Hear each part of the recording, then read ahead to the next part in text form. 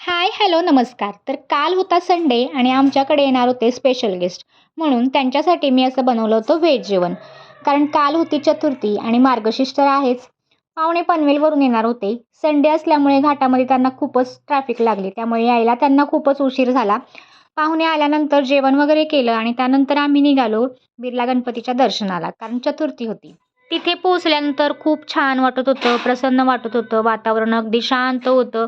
बाप्पाचं दर्शनसुद्धा मस्त झालं. गर्दी इतकी नव्हती त्याच्यामुळे दर्शनसुद्धा मस्त झालं. त्यानंतर फोटो वगैरे काढून घेतले. मुलांनी पण खूप एन्जॉय केलं.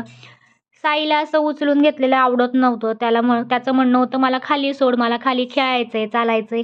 सो तो असा मस्त आहे. तो सुद्धा मस्त असा एन्जॉय करत होता.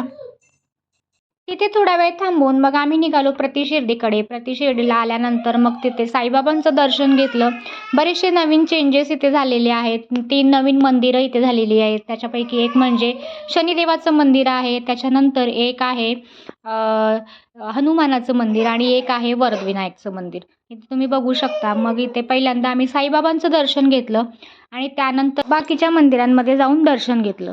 तर आज संकष्टी निमित्ताने आमचे 2 बाप्पांचे दर्शन झाले. एक म्हणजे बिर्ला गणपती आणि त्यानंतर इथे वरदविनायक. त्यानंतर प्रसाद घेतला आणि मग नंतर महाप्रसादासाठी आम्ही तिकीट काढले आणि मग अन्नछत्रालयामध्ये जाऊन मस्त भोजन केलं, जेवण घेतलं आम्ही. एकूणच दिवस जो होता तो पूर्ण छान असा स्पेंड झाला होता. चलो बाय.